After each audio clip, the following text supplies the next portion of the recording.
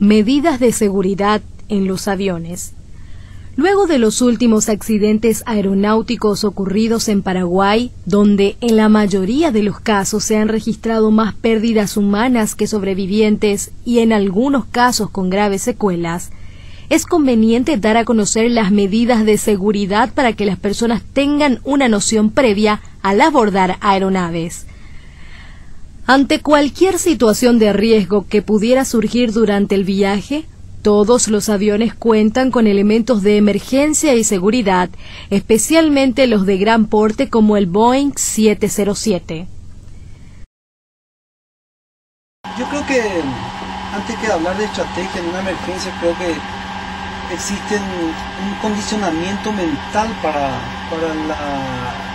poder controlar una emergencia, que existen diferentes tipos de emergencias que pueden ocurrir dentro de una aeronave. Pueden ser emergencias que requieran una acción inmediata por parte de la tripulación. Puede ser una emergencia que necesite un largo procedimiento leyendo una lista de chequeo que normalmente se tiene en el avión, donde figuran bastantes ítems, donde por una cuestión de disciplina dentro de la cabina, normalmente el que lee la lista de chequeos es el piloto no fly o el piloto que no vuela, que no siempre es el que está sentado aquí, que es el comandante, que normalmente es el que está sentado a izquierda en la cabina de mando, y el primer oficial o el copiloto que está a derecha del comandante.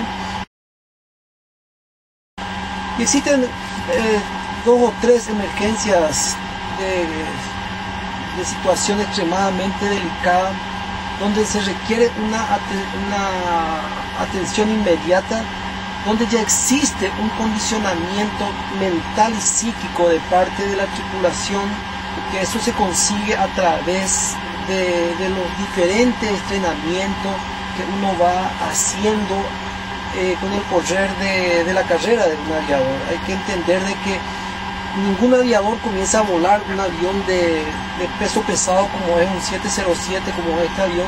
Se inicia de un avión más pequeño, pero todos ellos exigen un condicionamiento mental, porque al ocurrir una emergencia donde la situación sea extremadamente grave, y podemos decir de una emergencia muy grave, por ejemplo, la parada de uno de los motores en la situación más crítica, que es en el despegue, donde los motores están a su máxima potencia, entonces requiere una acción inmediata. Entonces ya para tal efecto existe el condicionamiento que el aviador ya casi en forma automática va a proseguir a hacer los primeros pasos a fin de poder subsanar ese problema. Posteriormente, cuando él retome eventualmente, si el avión por una cuestión de esta naturaleza, de perder uno de los motores, se haya perdido el control del avión, porque por el que haya parado un avión significa o conlleva ciertas anormalidades en el control mismo de la aeronave, y eso requiere una acción inmediata por parte de la tripulación. Tenemos un instrumento que es el que detecta cuando ocurre un incendio dentro del avión o fuera de este, y es el siguiente. Cuando uno de los motores, como dije, fuera o dentro del avión,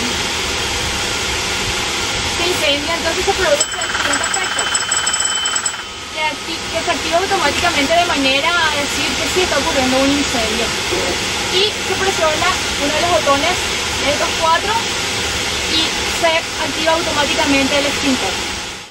En caso de ocurrir una emergencia, como por ejemplo una despresurización, es decir, una pérdida de presión de cabina, se cuenta con máscaras de auxilio. En caso de una despresurización, esta máscara queda automáticamente frente al pasajero. Esto le permite al individuo colocárselo de la siguiente forma.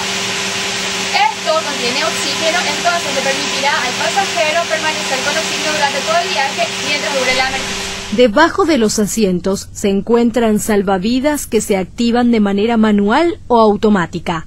La aeronave también cuenta con salidas de emergencia y toboganes en caso de un aterrizaje forzoso, entre otras medidas de seguridad que son explicadas a los pasajeros. Se calcula que 1 de cada 3 personas presenta miedo a viajar en avión. Existe lo que se denomina aerofobia, que es el temor a los vuelos. Esto podría darse por diferentes causas: miedo al piloto, a los ruidos, al fuego, como también el miedo en el cuerpo pensando en un posible ataque cardíaco. Los síntomas que acompañan la aerofobia también son diversos: pensamientos catastróficos, palpitaciones, transpiración, temblores y rigidez muscular, entre otros. La tripulación y los pasajeros tienen reacciones psicológicas diferentes en situaciones de emergencia, como explica la especialista en medicina aeroespacial, doctora Violeta Brosón. Normalmente existen 2 situaciones diferentes. El primero en enterarse de lo que está ocurriendo es el piloto, el comandante de la aeronave. Entonces, por eso es que se trabaja mucho en el mundo de la psicología aeronáutica, las crisis, liderazgo, comunicación, control de los impulsos, el manejo de cabina, que se llama el Cockpit Resource Management en este momento, que es el CRM. Entonces lo primero que tiene que hacer es manejarle el comandante, el copiloto a su tripulación, informar que estamos en una emergencia. Dependería de qué tipo de emergencia sea, porque también ahí hablamos que puede haber un pane seco, puede morir uno de los motores, puede haber un problema de combustible o varios factores de la aeronave. Si es que tenemos una despresurización, la información es explosiva, o sea, se tiene que informar en el acto a los pasajeros de que van a empezar a caer máscaras. Entonces, la primera reacción, los comandantes, tripulación entera está entrenada, porque ellos hacen anualmente un simulacro para poder manejar sus emociones en un momento, en un caso dado. Pero aunque estén preparados cuando ocurre una situación real, existe un shock, un bloqueo de sus emociones, en donde ahí ellos empiezan a administrar de otra manera. Deben salir de su shock emocional porque están ya capacitados para administrar crisis. En el caso de los pasajeros, reaccionan de diversas maneras. Generalmente lo que ocurre es un pánico colectivo, y es lo que el comandante debe saber administrar. Ocurre un pánico colectivo en donde ellos empiezan a levantarse, quieren ir, quieren preguntar, quieren saber, algunos hasta quieren tirarse. Por eso que depende de qué tipo de situaciones tengan. Por el caso que tengan una despresurización, caen las máscaras, ellos deben colocarse y quedar quietos por la falta de oxígeno que ellos pueden recibir. Quiere decir entonces que los pasajeros, si es una emergencia no declarada, no van a percibir el problema. Pueden no percibir.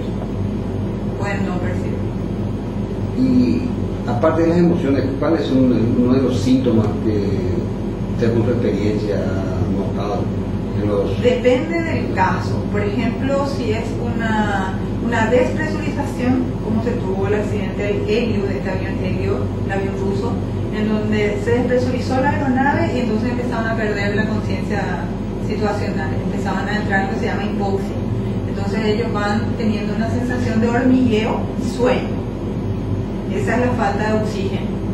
Pero cuando se nota fuego, entra el pánico. Generalmente el fuego es lo que hace que el pasajero entre en pánico. Entonces empiezan a gritar, a moverse, a salir, y es ahí donde el comandante tiene que tener un alto grado de liderazgo como para poder gerenciar la situación que está aconteciendo. La decisión final de los procedimientos a tomarse ante un escenario de emergencia es responsabilidad exclusiva del comandante de la aeronave, de su profesionalidad, serenidad, así como sus años de entrenamiento y experiencia, que les permitirán manejar de forma eficaz el problema. Los pilotos deben tener sangre fría a la hora de tomar decisiones, atendiendo que de ellos dependerá estar muertos o vivos en segundos.